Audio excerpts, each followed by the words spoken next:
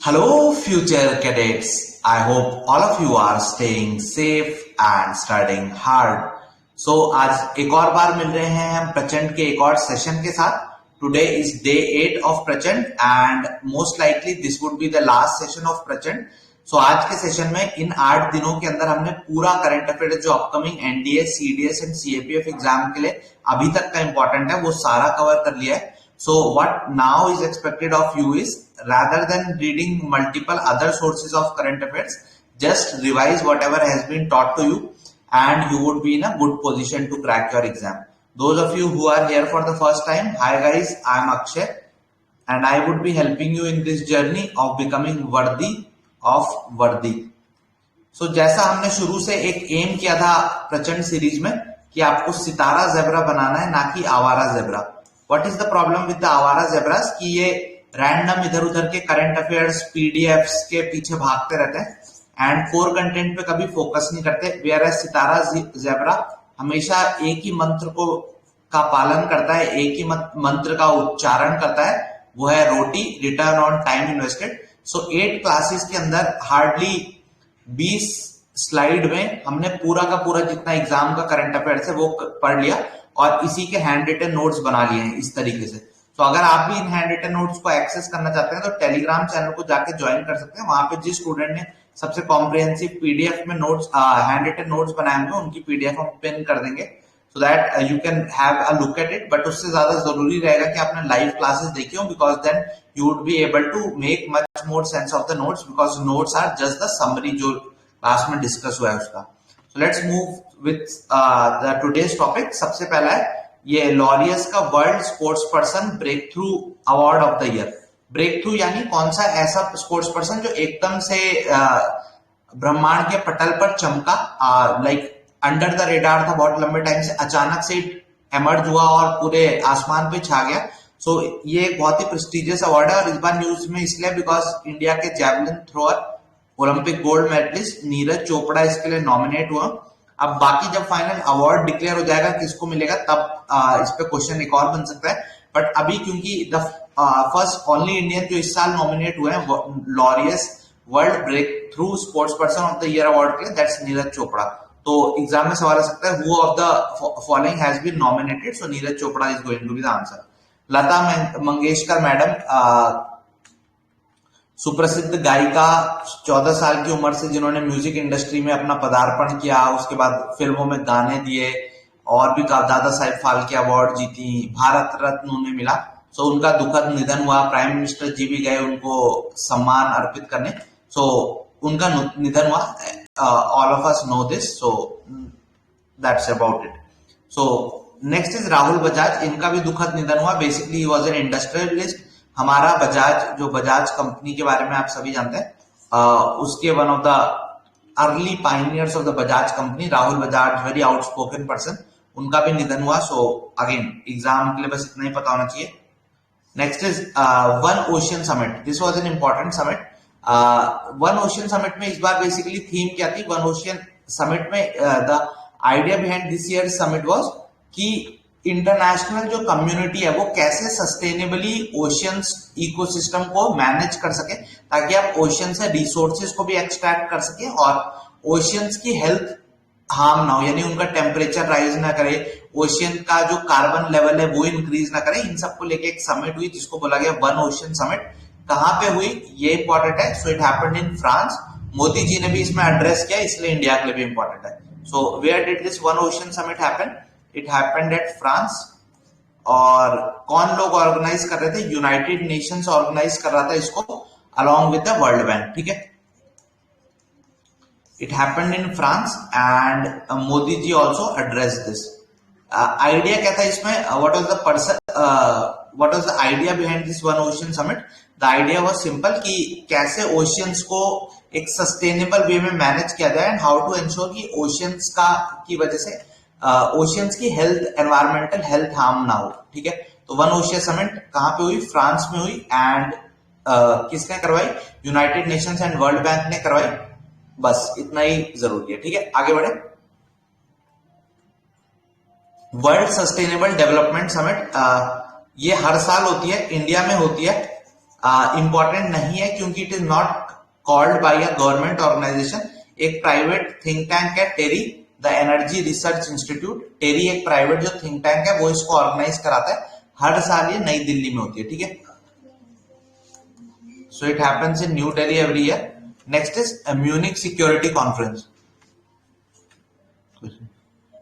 Munich security conference क्या है? ये वर्ल्ड की लार्जेस्ट सिक्योरिटी कॉन्क्लेव है।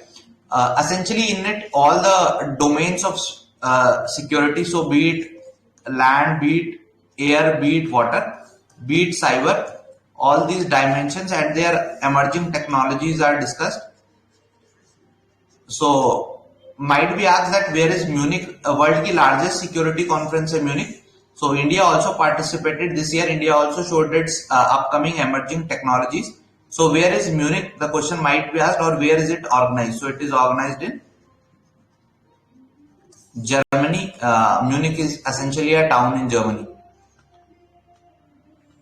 Let's move forward. Next is Devayatanam conference. So Devayatanam conference किससे एसोसिएटेड है और कहां पे हुई? सो देवयतानम इज अ कॉन्फ्रेंस, ये जितने भी इंडिया के एंशिएंट आर्किटेक्चरल टेम्पल्स हैं, so be it the Nagar style temples और be it the Dravidian style temples, Nagar style या द्रविडियन स्टाइल जो टेम्पल्स है, इस तरीके का जितना भी इंडिया का टेम्पल आर्किटेक्चर है, उस टेम्पल आर्किटेक्चर को कैसे कंजर्व किया जाए, कैसे प्रमोट किया जाए, उसको लेके एक समिट किसने ऑर्गेनाइज करवाई? ASI, archaeological survey of India ने, अंडर मिनिस्ट्री ऑफ कल्चर। और कहां पे ऑर्गेनाइज हुई? हम्पी, कर्नाटका में जो जगह है। So Devayatanam conference Hampi, related to what that we have seen. Okay, nightfall would be starting after this Prachand, ठीक है।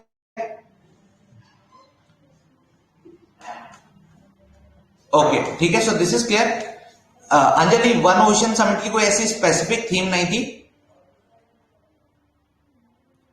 Next is Devayatanam conference. So Devayatanam conference is clear, क्या है?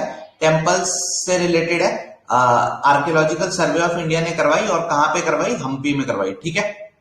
आगे बढ़े, shall we move forward. Next is Amaravati. देखो रिसेंटली काफी लंबे टाइम से this issue was in news की आंध्र प्रदेश की कैपिटल सिटी कौन सी होगी, बिकॉज आंध्र प्रदेश एंड तेलंगाना में जब ब्रेकअप हुआ तो ऐसा बोला गया, आंध्रा में काफी सारे बिल्स आए जिसमें आंध्रा ने बोला कि वो अपनी अलग अलग सिटीज को कैपिटल बनाएगा। दे वुड हैव 3 कैपिटल्स, एक जुडिशियल कैपिटल होगी, एक लेजिस्लेटिव कैपिटल होगी, एक एडमिनिस्ट्रेटिव कैपिटल होगी, एक रायलसीमा रीजन में, ऑल ऑफ दोस थिंग्स। सो वो सब कैंसिल, स्क्रैप आउट कर दिया। उन्होंने कहा इतनी माथापच्ची नहीं करेंगे, सिर्फ एक ही कैपिटल मानते हैं, और उस कैपिटल को उन्होंने जो डिक्लेयर करा कि एक सिंगल कैपिटल ही रखेंगे अब से हम।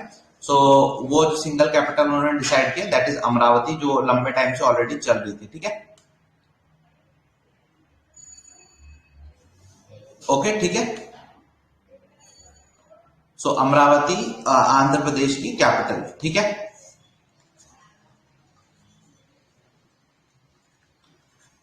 Next is NSWS। NSWS क्या है? It is national single window system.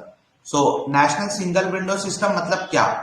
National single window system basically ministry of commerce and industry जो है ना, ministry of commerce and industry, उनके द्वारा स्टार्ट किया गया एक इनिशिएटिव है। इस इनिशिएटिव के अंदर क्या आइडिया है? देखो, आपको अगर कोई कंपनी स्टार्ट करनी है तो उसके लिए आपको काफी सारे रेगुलेशंस को फॉलो करना पड़ता है और उन सबके लिए आपको क्लियरेंस लेने पड़ते हैं, नो ऑब्जेक्शन सर्टिफिकेट लेने पड़ते हैं, तो उसमें काफी ज्यादा टाइम लग जाता है। तो उसकी वजह से क्या होता है, ईज ऑफ डूइंग बिजनेस जो है वो कम हो जाती है, उतनी अच्छी नहीं रह जाती। तो ये ease of doing business improve करने के लिए कि आपको जितने भी गवर्नमेंट से सर्टिफिकेशन चाहिए, अप्रूवल चाहिए, वो एक ही प्लेटफॉर्म से मिल जाए, और उस प्लेटफॉर्म को नाम दिया गया नेशनल सिंगल विंडो सिस्टम। किसके द्वारा बनाया गया? Ministry of commerce and industry के द्वारा बनाया गया नेशनल सिंगल विंडो सिस्टम। और रिसेंटली फर्स्ट यूनियन टेरिटरी जो इस प्लेटफॉर्म पे आके इसमें पार्टिसिपेट करेगी वो है जम्मू एंड कश्मीर, ठीक है। सो फर्स्ट स्टेट जो इस प्लेटफॉर्म पे आके, फर्स्ट यूनियन टेरिटरी जो इस प्लेटफॉर्म पे आके पार्टिसिपेट करेगी that is Jammu and Kashmir, ठीक है। सो इतना क्लियर हो गया what is national single window system. जितने भी आपको अप्रूवल्स और नो ऑब्जेक्शन सर्टिफिकेट्स चाहिए before starting a business in India, all of them would be provided by this, ठीक है। एंड ताकि वो सारा एक सिंगल डिजिटल प्लेटफॉर्म पे हो, ताकि जो भी इन्वेस्टर है वो इजीली अप्रूवल ले सके और इंडिया में बिजनेस को अपना कर सके। तो that is the idea behind this NSWS। Shall I move forward? ठीक है। तो आप लोगों को पता लग गया कि करंट अफेयर्स हमने प्रचंड में किया। आई hope you all enjoyed the Prachand series. जैसा भी आपको इसको लेके रिस्पॉन्स है, you can write it in the comments after the video is uploaded. So comments में आप लोग बताइएगा कि कैसी लगी आपको series, did you enjoy it. और एग्जाम के बाद यही रिक्वेस्ट है कि कैसा जो हमने पढ़ा वेरियस सीरीज में वो कैसा लगा, उसके बारे में जरूर बताइएगा। After the exam come back and tell us, we would love to know that.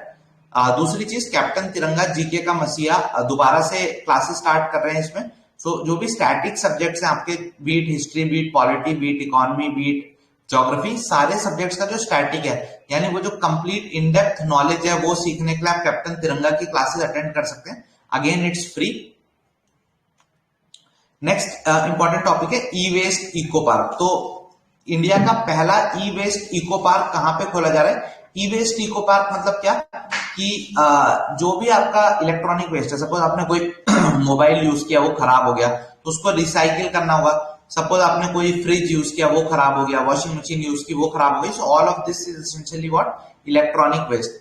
और इलेक्ट्रॉनिक वेस्ट इको पार्क में क्या है, जहां पे ये जो भी आपके इलेक्ट्रॉनिक वेस्ट है, उससे आप उसको डिसमेंटल करेंगे, यानी उसके पुर्जे अलग अलग करेंगे, उसमें जो काम का पुर्जा है उसे निकालेंगे।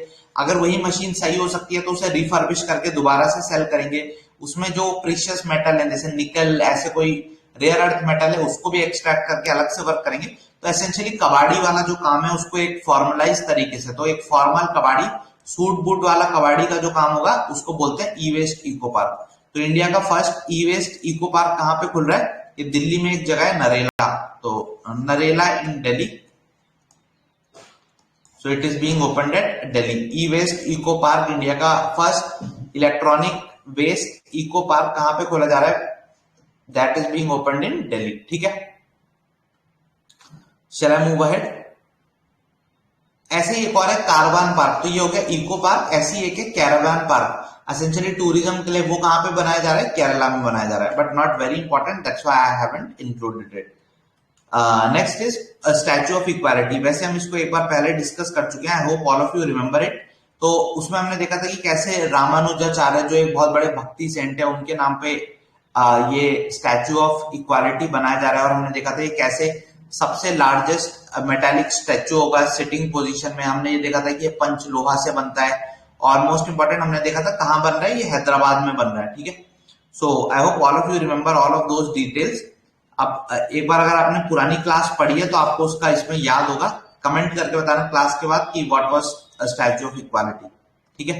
Next is operation Aahat. Operation Aahat, आज जो मिलिट्री ऑपरेशन देखेंगे, they are all by RPF, railway protection force के मिलिट्री ऑपरेशन है। तो इतने इंपॉर्टेंट नहीं है, but since they were in news, so why to leave something to chance, because they were in news, so that's why I am telling you.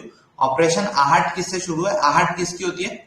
किसी के आने की। सो it is essentially human trafficking के लिए, यानी एक जगह से दूसरी जगह पे बच्चे, छोटी छोटी बच्चियों की खरीद बेचना जो होता है, गरीब जगहों से बच्चों को खरीद के बेचा जाता है। So that's human trafficking. तो आरपीएफ ने ये ह्यूमन ट्रैफिकिंग को टैकल करने के लिए, कि रेलवेज के थ्रू, रेलवे ट्रेनों के थ्रू इस तरीके से मानव तस्करी ना हो, उसको रोकने के लिए एक ऑपरेशन को अंजाम दिया। That was called as operation Aahat. RPF कौन सी मिनिस्ट्री का है? Ministry of railways. Sanjeev Sanyal भाई साहब, हमने देखा था वीए नागेश्वरन। कौन थे? कमेंट करके बताओ जरा।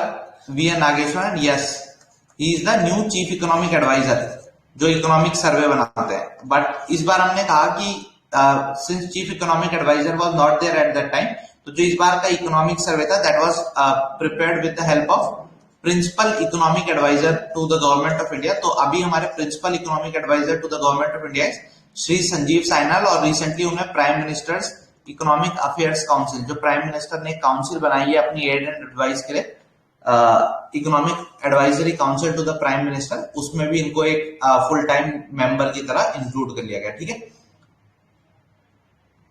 Okay, so principal economic adviser Sanjeev Sanyal है और इसमें वो मेंबर बन चुके हैं, so that's there. Atal tunnel वैसे तो पिछली एक दो बार पूछा जा चुका है, but since it is again in news, so be thorough with it. जैसा आप सबको पता है, अटल टनल कहाँ पे लोकेटेड है? जो मनाली से लेह को जो हाईवे जाता है, मनाली टू लेह जो हाईवे, रोहतांग पास के अक्रॉस, उस रोहतांग पास के अक्रॉस मनाली को लेह से कनेक्ट करने वाला अक्रॉस द हिमालयाज जो एक टनल है, जो वर्ल्ड की लॉन्गेस्ट हाईवे टनल है, अबव 10,000 फीट, वो अटल टनल है। 9 किलोमीटर के करीब करीब की उसकी डिस्टेंस है। सो कहां पे लोकेटेड है? हिमाचल में। सो अटल टनल हिमाचल प्रदेश, वर्ल्ड की लॉन्गेस्ट टनल अबव 10,000 फीट। किस किस को लिंक करती है? मनाली को लेह से लिंक करती है, across the Rohtang pass.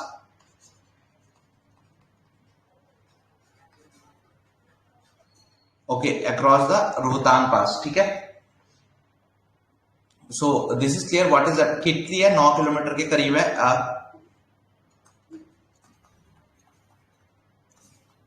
So this is Atal tunnel. पुरानी न्यूज है तो, बट स्टिल सिंस पुराना से भी मैंने बोला है कि अगर कुछ इंपॉर्टेंट है एंड जिसके मुझे लग रहा है chances, I am also including that, ठीक है। Next is CIF. What is CIF?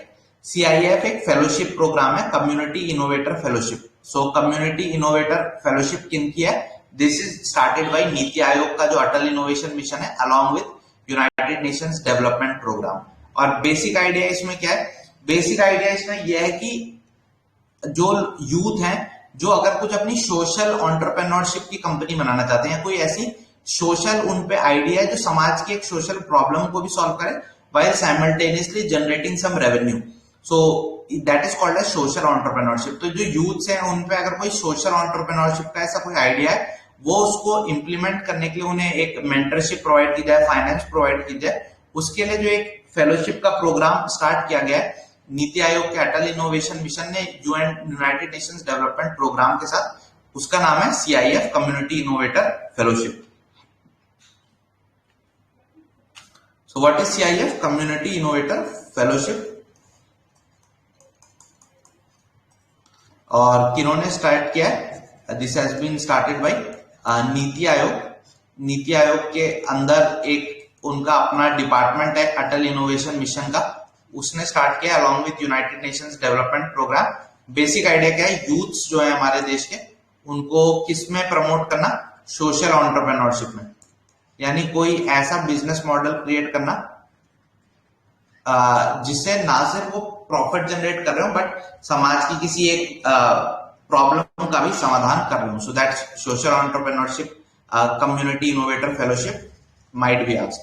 Next is Hoysala temple. So Hoysala temple recently news में क्यों थे? Hoysala temples were in news because UNESCO की जो वर्ल्ड हेरिटेज साइट की लिस्ट है, इंडिया की ऑफिशियल एंट्री जो है 2022 वाले टेन्योर के लिए, वो होयसला के जो टेम्पल्स हैं, ये इंडिया की एंट्री है along with Somanathapura.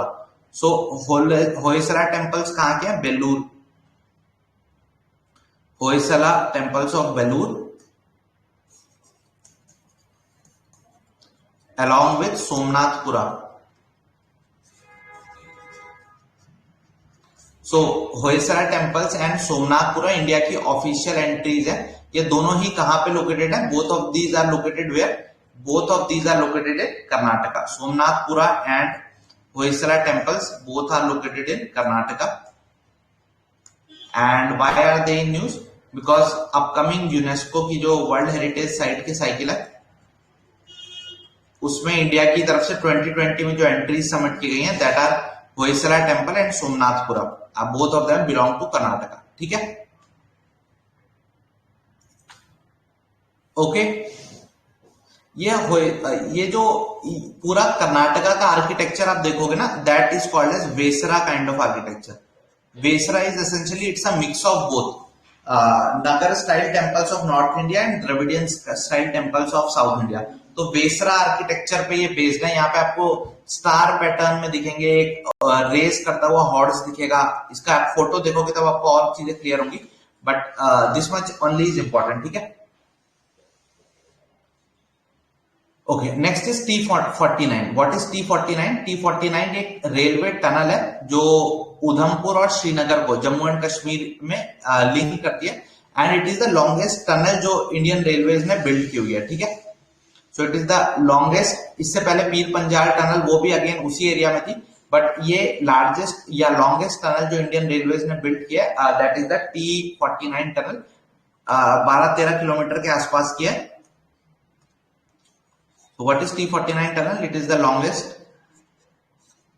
railway tunnel जो इंडियन रेलवेज ने बिल्ड करी है, एंड कहां पे लोकेटेड है, how long it is, around 12 kilometre के करीब, 12 से 13 किलोमीटर की रेंज में। और ये उधमपुर से श्रीनगर फिर बारामूला, ये वाला जो रूट है इस पे क्रिएट की गई है, ठीक है। उधमपुर जम्मू में, फिर बारामूला। ओके, सो ये वाला फिर आगे श्रीनगर, ये वाला जो रूट है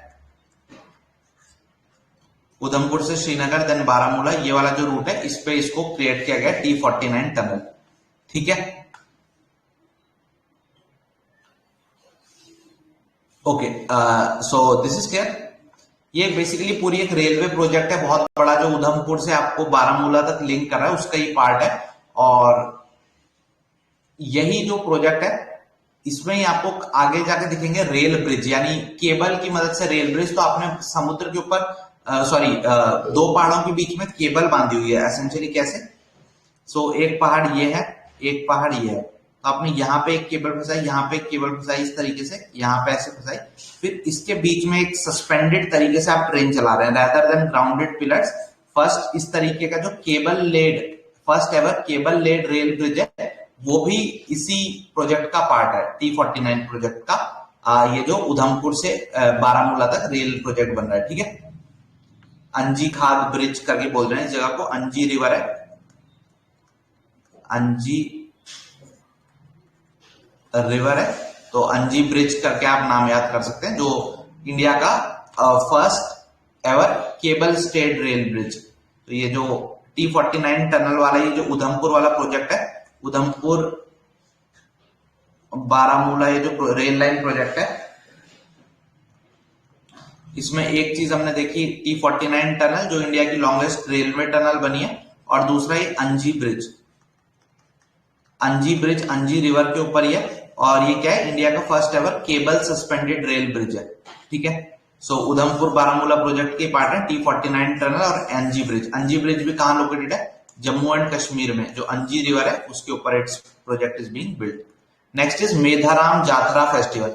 एशिया का अगर लार्जेस्ट कोई ट्राइबल फेस्टिवल है ना, एशिया का any festival which is the largest tribal festival of Asia, that's the Medaram Jatra festival. कहां पे मनाया जाता है? इंपॉर्टेंट क्वेश्चन, और कौन मनाया जाता है? सो इट इज सेलिब्रेटेड इन तेलंगाना। तेलंगाना में मनाता है। और कौन सी ट्राइब्स इसमें सबसे ज्यादा बढ़ चढ़ के पार्टिसिपेट करती है? कोया ट्राइब। तो these two things are only important. Goddess के लिए सेलिब्रेट किया जाता है, गॉडेस का नाम क्या है? Not important. बेसिकली ये याद रखना है that it's a world Asia का लार्जेस्ट ट्राइबल फेस्टिवल तेलंगाना में बनाया जाता है। और कौन सी ट्राइब? तेलंगाना की कोया ट्राइब है, वो इसमें पार्टिसिपेट करती है। Okay, Medaram is essentially a place in Telangana जहां पे ये सेलिब्रेट किया जाता है, ठीक है। ओके, सो मेधाराम जात्रा फेस्टिवल क्लियर हो गया। What it is? Asia's largest tribal festival.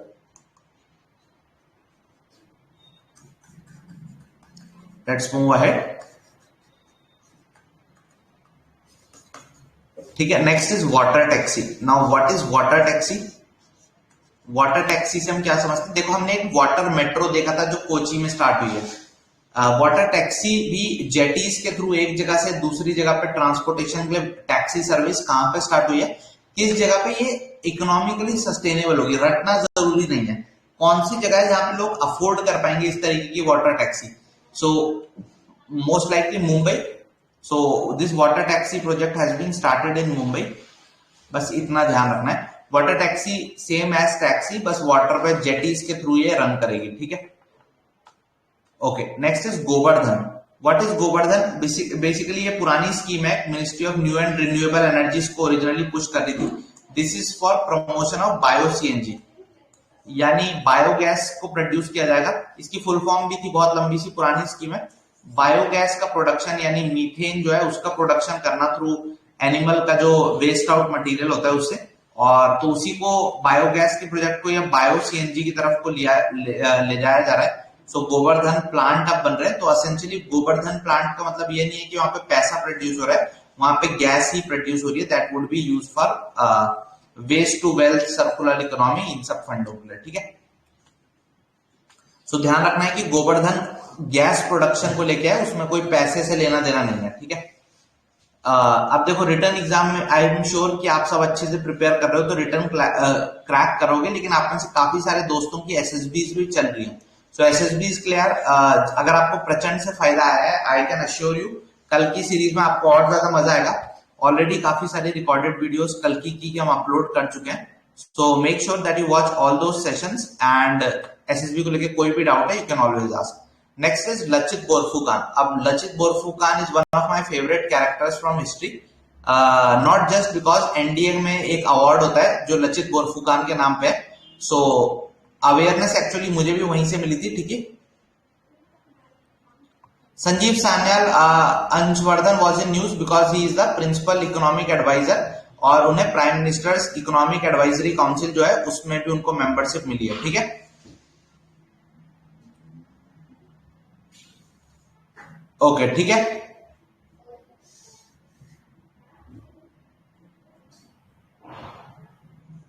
बिल्कुल। आवाज Savita, I hope now the audio is fine. आवाज आ रही है? आवाज कट हुई क्या? श्रद्धा, क्या पॉइंट रिपीट करना है? गोवर्धन में ministry of new and renewable energy, MNRE जो मिनिस्ट्री है वो भी रोल प्ले करती है। फाइन फाइन, एक बार सविता आप अपने एंड पे चेक करो। I guess it's working fine for everyone else. So Lachit Borphukan we were discussing. तो लचित बोरफुकान उनकी ये एनिवर्सरी है 400वीं, तो इसलिए काफी न्यूज में है। और प्रेसिडेंट साहब भी असम जब गए थे अभी रिसेंटली, तो he also did a lot of events there Lachit Borphukan को कॉमेमोरेट करने के लिए। लचित बोरफुकान एसेंशियली क्या है, he is a soldier, he was a soldier, army commander थे, और इसलिए बहुत फेमस है बिकॉज उनकी जो अपनी टुकड़ी थी वो बहुत छोटी थी और मुगल आर्मी बहुत बड़ी थी, बट उन्होंने बहुत ही शानदार बैटल टैक्टिक्स का प्रदर्शन किया during the battle of Saraighat. Saraighat की जो लड़ाई थी उसमें उन्होंने काफी स्मार्ट बैटल टैक्टिक्स का यूज किया, and although he was outnumbered by the Mughal army, उनकी जो बैटल टैक्टिक्स थी उसकी वजह से they were able to defeat the Mughal army that was invading into their territory. So Lachit Borphukan की वजह से he is considered a big legend, and the present dispensation supports him as a stalwart against the onslaught of the Mughal rule and all of those political issues. ठीक है। So Lachit Borphukan हमने समझ लिया क्या है। Battle of Saraighat जो एक हुई थी, जब भी असम में कुछ इलेक्शन या कुछ होता है, ये हमेशा से मामला बैटल ऑफ सरायघाट का गर्म होता है। बैटल ऑफ सरायघाट किनके बीच थी? It was against the Mughals. Mughals were invading and it was versus the Ahom kingdom, and Ahom kingdom के आर्मी कमांडर थे लचित बोरफुकान। सो इस बैटल में मुगल्स संख्या बल में ज्यादा थे, but using his superior military tactics Lachit Borphukan was able to defeat the invading Mughal army, ठीक है। सो 1671 की ये बैटल है, और उसके लिए लचित बोरफुकान को सेलिब्रेट किया जाता है that he was able to like keep the Mughals at bay, ठीक है। तो ये पहला क्लियर हो गया।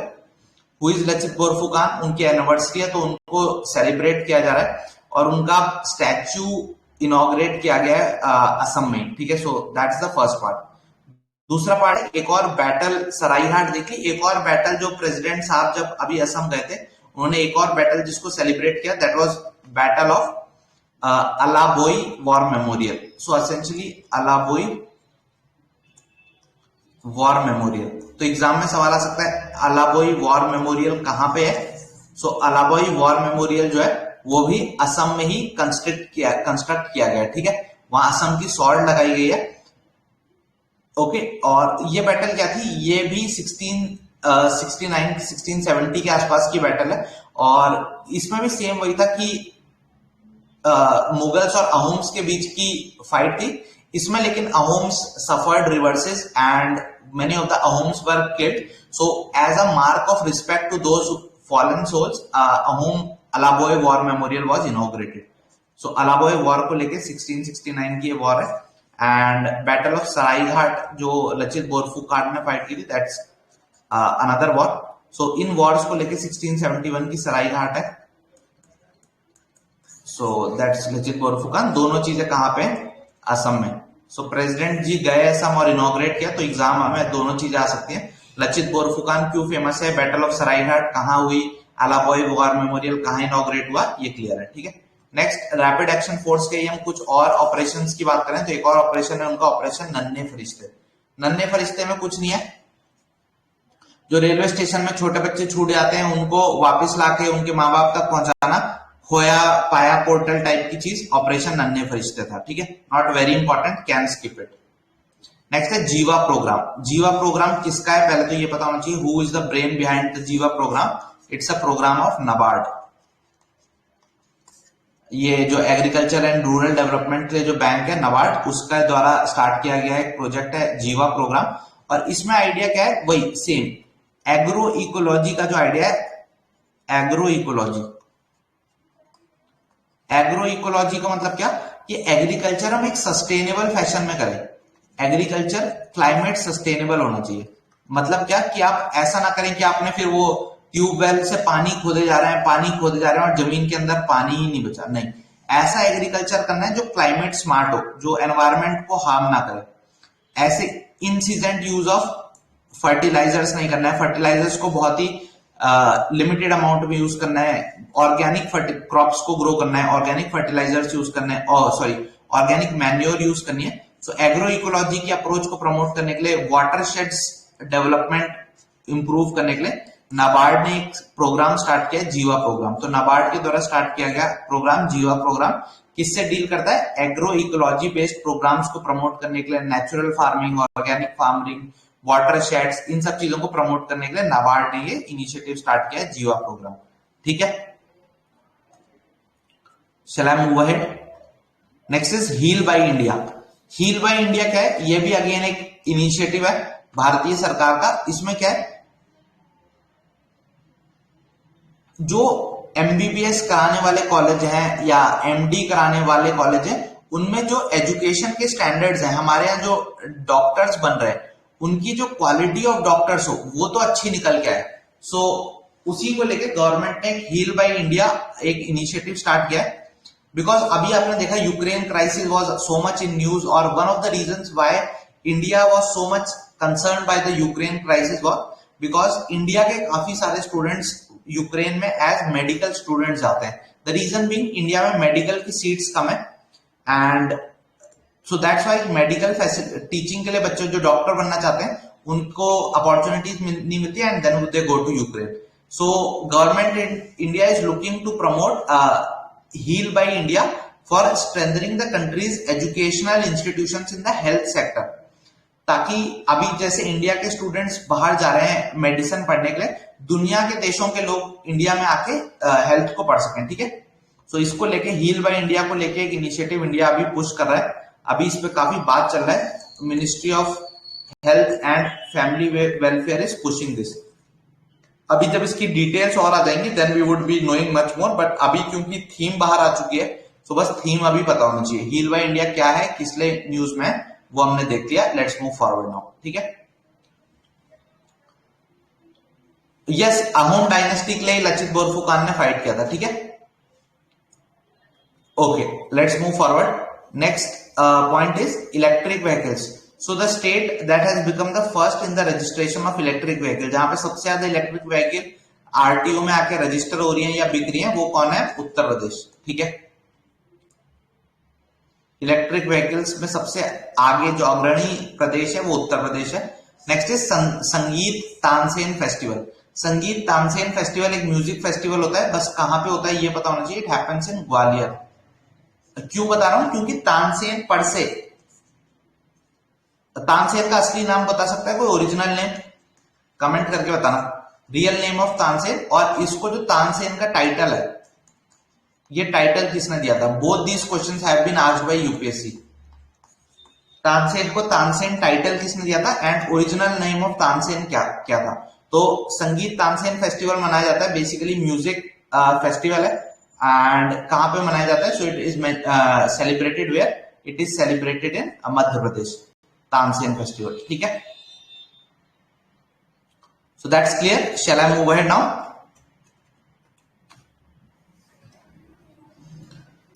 ओके, ये क्लियर है, तो आगे बढ़ते हैं। Let's move to the next part.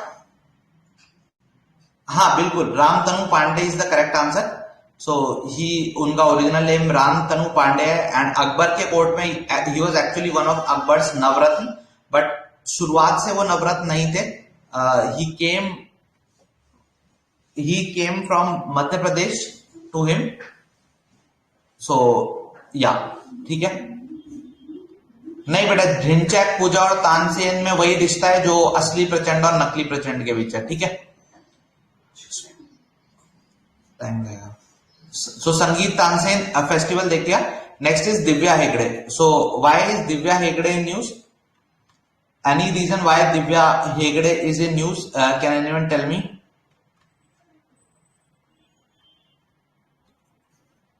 Divya Hegde related to which event? Yes, united nations ने क्लाइमेट चेंज को लेके काफी ज्यादा अवेयरनेस स्प्रेड करने का काम किया है। So Divya Hegde is related and associated with that only. So बस इवेंट और वो याद रखना है कि किस फील्ड से जुड़े हुए हैं, बिकॉज क्वेश्चन में भी आस्क्ड कि this person is associated with what and all. So we must be ready with कि कौन किस चीज से जुड़ा हुआ है। ठीक है, सो ये जो united nation women's award for leadership commitment है, ये दिव्या हेगड़े को दिया गया। एसेंशियली क्यों दिया गया? बिकॉज वो क्लाइमेट एक्शन और क्लाइमेट चेंज और इस डोमेन में काफी ज्यादा एक्टिव है and she has done a lot of good work in this field. So because of that she was in news. ठीक है, अच्छा, मैं ग्वालियर की जब मैं वहां पे बात कर रहा था अबाउट दैट तानसेन फेस्टिवल, सो ग्वालियर में ही इंडिया का पहला ड्रोन मेला भी ऑर्गेनाइज हुआ है। So another thing that was important about Gwalior was India का पहला जो ड्रोन मेला है, यानी फर्स्ट टाइम जो ड्रोन मेला या ड्रोन को सेलिब्रेट करने के लिए कोई फेस्टिवल जो सेलिब्रेट किया गया, that was again in Gwalior. Not very important but just read and forget. So we were doing this and Divya का हमने देख लिया। दिव्या को क्या अवार्ड दिया गया? किस पर्पस के लिए अवार्ड दिया गया? लीडरशिप का अवार्ड दिया गया। लीडरशिप किस पर्पस में उनकी सेलिब्रेट की जा रही है? In the climate change. United nations का लीडरशिप का जो अवार्ड है वो उनको दिया गया, और united nation UN women's award for leadership commitment.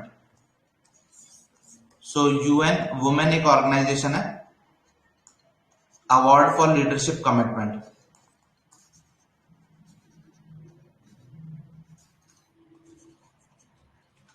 दिया गया। वाई दिया गया? बिकॉज वो क्लाइमेट चेंज और इस डोमेन में काफी ज्यादा एक्टिव है।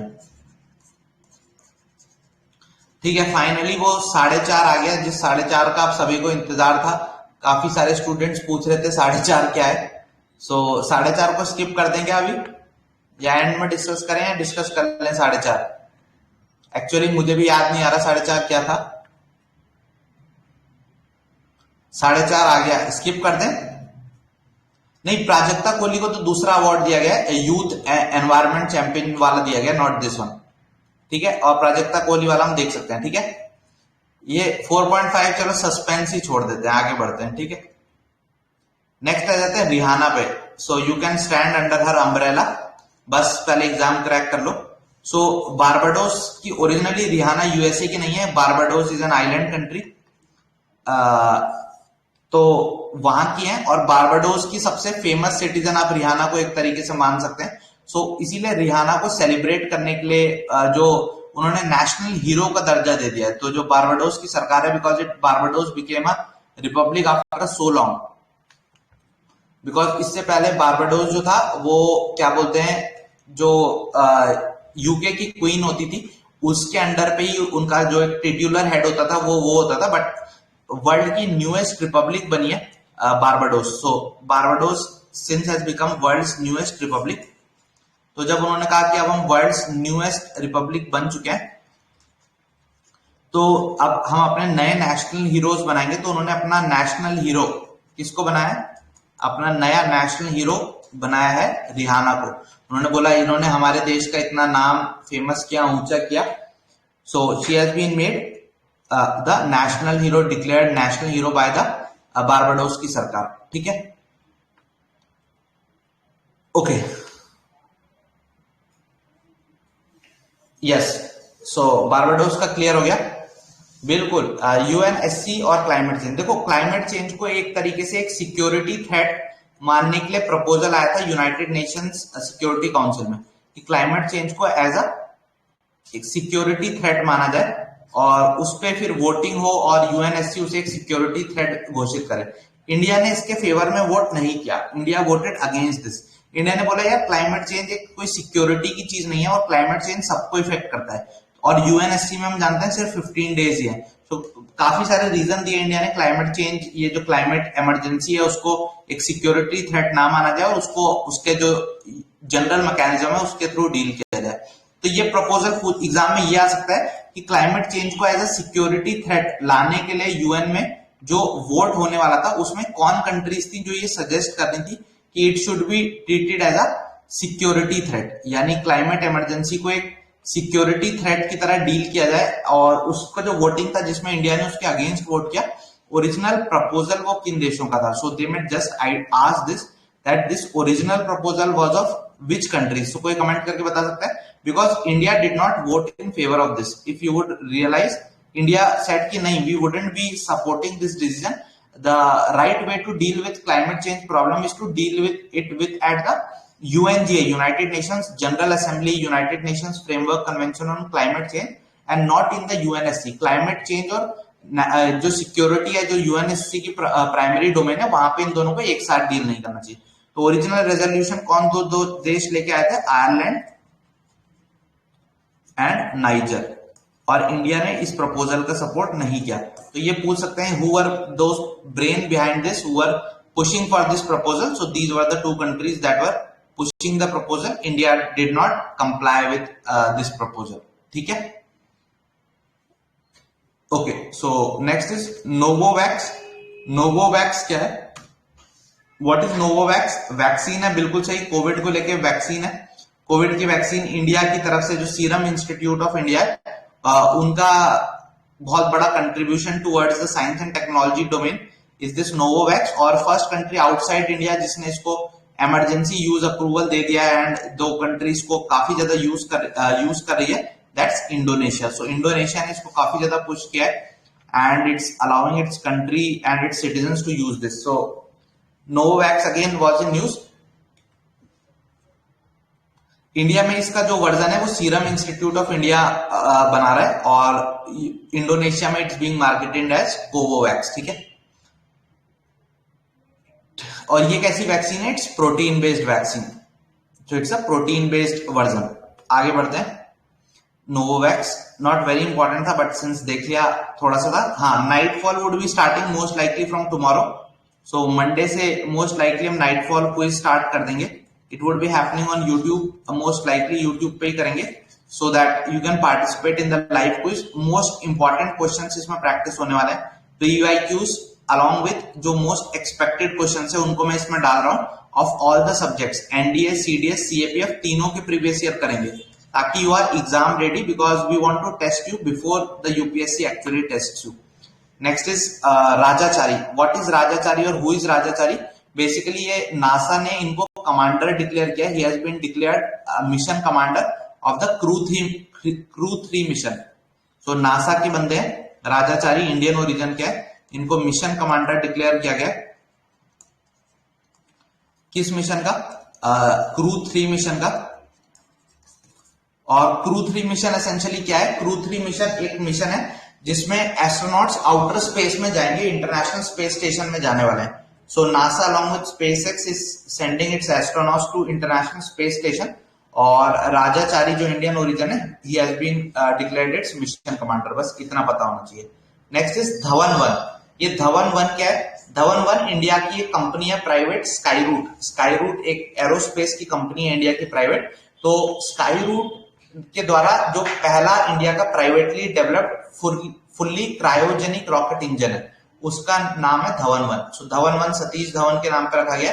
It's India first private sector में जो फुल्ली डेवलप्ड क्रायोजेनिक इंजन है। क्रायोजेनिक इंजन मतलब जो बहुत ही लो टेम्परेचर पे वर्क करता है। सो इंडिया का first private fully developed cryogenic जो इंजन है आउटर स्पेस में जो यूज किया जाएगा engine, that is the Dhawan 1 engine. Skyroot करके एक कंपनी है प्राइवेट, स्काई रूट एरोस्पेस करके एक कंपनी है, उसके द्वारा डेवलप किया गया। But what is Dhawan 1, that we must be thorough it. आगे बढ़े। So Dhawan 1। Next is DART. DART भी एक बहुत पुराना नासा का प्रोजेक्ट है, गाये बगाए बार बार न्यूज में आता रहता है। It is double asteroid redirection test. Double asteroid redirection test मतलब क्या, ये अर्थ है यहाँ पे कोई एस्टेरॉइड अगर हमारी तरफ को आ रहा है तो यहां से इसमें कुछ चीज भेजी जाए ताकि वही जो हमने पहले याद करो पढ़ा था नियर अर्थ ऑर्बिट में अगर कोई एस्टेरॉइड आ जा रहा है उसको हटाने के लिए जो एक एटलस सिस्टम हमने पहले डिस्कस किया था, सेम आइडिया इसका ये है कि डार्ट में भी सेम चीज है कि न्यूली डेवलप्ड टेक्नोलॉजी है जो अलाउ करेगा एक स्पेसक्राफ्ट को कि वो क्रैश करे एक एस्टेरॉइड में और उसका रास्ता बदल दे। वही काम है डार्ट में भी। डार्ट मतलब क्या, ये अर्थ है हमारा, ठीक है। यहाँ पे एक एस्टेरॉइड है। अब आपने क्या किया, यहाँ एक स्पेसक्राफ्ट है, इसको भेजा एस्टेरॉइड पे और एस्टेरॉइड पे टक्कर मारी और फिर एस्टेरॉइड की डायरेक्शन बदल गई और वो अर्थ पे आके नहीं गिरा। तो दिस इज एसेंशियली डार्ट। वो आपने गेम खेला है ना जिसमें ऐसे मारते हैं, तो वही चीज है डार्ट, वहीं से नाम आया।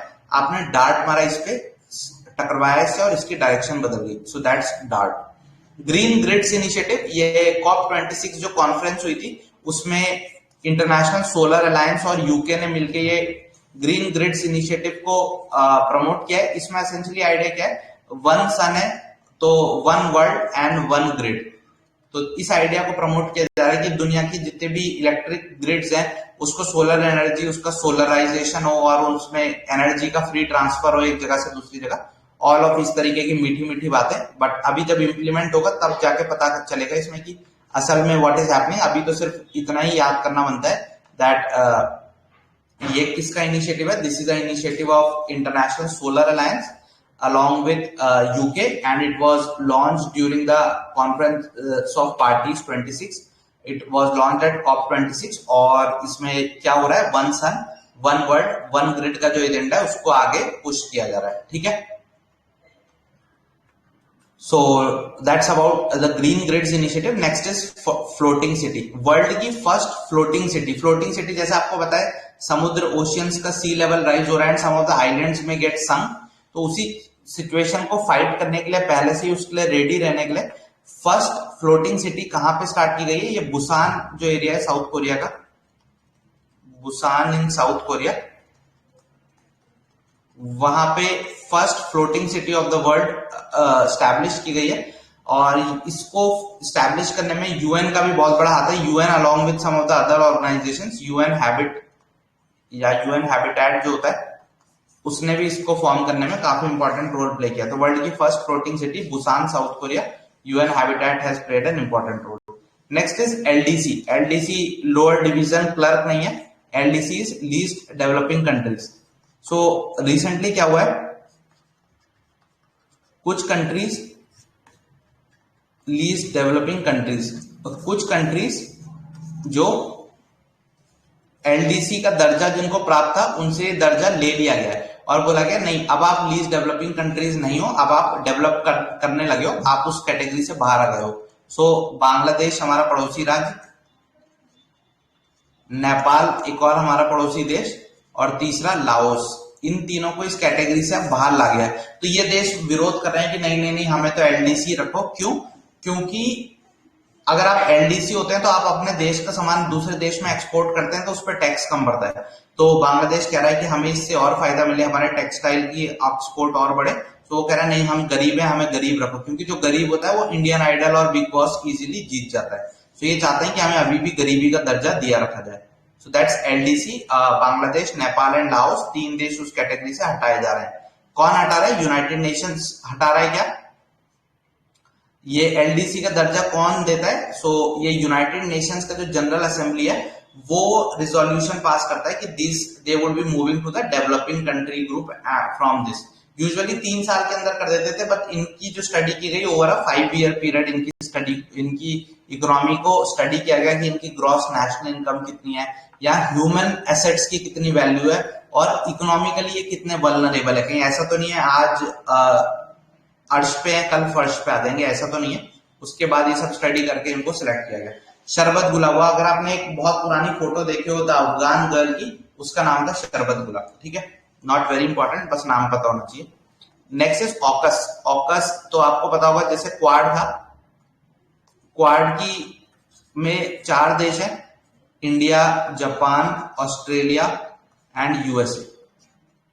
सो ऐसे ही एक नई ग्रुपिंग निकल के आई और इससे लेके काफी सारे लोग सरप्राइज में निकले। इंडिया भी ऐसा बोला गया कि सरप्राइज था कि ये कैसे हुआ, बिकॉज ये ऑकस जो है ये कंप्लीटली प्योरली डिफेंस अलायंस है।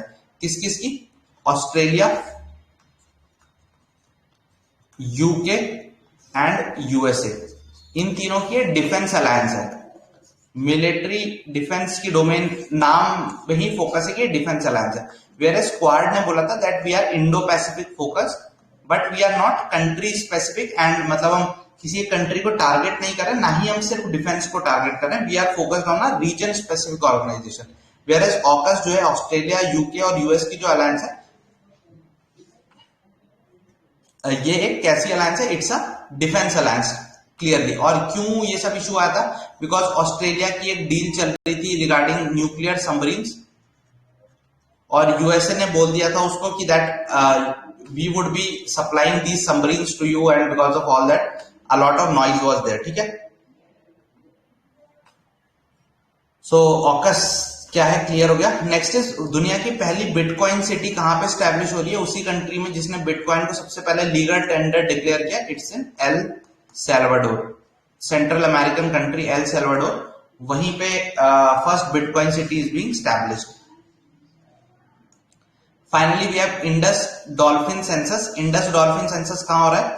Punjab. The first state to do a Indus dolphin का census is Punjab. Indus dolphin is endangered species, काफी रिस्की पोजीशन में है, उसकी स्पीसीज का एक्सटेंशन को लेकर रिस्क रहता है। ये इंडस रिवर और उसकी जो ट्रिब्यूटरी है ब्यास, इस रिवर, इनमें काफी ज्यादा मिलती है। इंडिया में जो ब्यास वाला रीजन है वहां पे इंडस डॉल्फिन काफी मिलती है। तो पंजाब जो स्टेट है वो इंडस डॉल्फिन का सेंसस करवा रहा है, बस ये याद रखना है, ठीक है।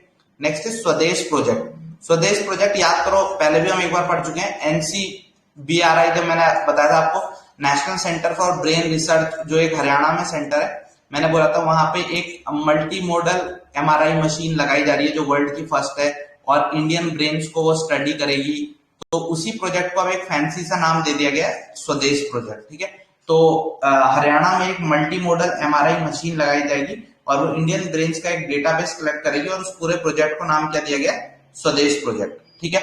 अब फाइनली एक टॉपिक बचा था 4.5। तो हमने इतने दिनों पढ़ाई कर ली, आप भी पढ़ाई कर करके थक चुके हो, आप सब छुट्टी चाहते हो। तो असेंशियली ऐसा ही लोगों के साथ भी होता है। अगर आप उनको 7 दिन हफ्ते के हर दिन काम कराओगे तो वो बोर हो जाएंगे, परेशान हो जाएंगे, एफिशिएंसी कम हो जाएगी, आपकी कंपनी, ऑफिस, देश छोड़ के भाग जाएंगे। तो दुनिया में क्या हुआ? 7 से आया 6 दिन कि अच्छा हफ्ते में 6 दिन काम करो। एक दिन शबात का दिन होगा, जिसको ज्यूस शबात बोलते हैं, क्रिश्चियनिटी में सैबत डे बोलते हैं। तो एक दिन इंसान काम नहीं करेगा, सिर्फ भगवान को याद करेगा। तो 6 डेज वीक का फंडा शुरू हुआ, और फिर संडे ऑफ होने लगे, संडे को छुट्टी मनाने लगे। फिर कई देश और एडवांस हुए कि नहीं 6 दिन नहीं, हमें तो 5 डेज वीक ही करना है, ताकि हम 5 डेज वीक कर सके, और फिर हम सैटरडे संडे छुट्टी मनाएं, अपना अपना काम करें।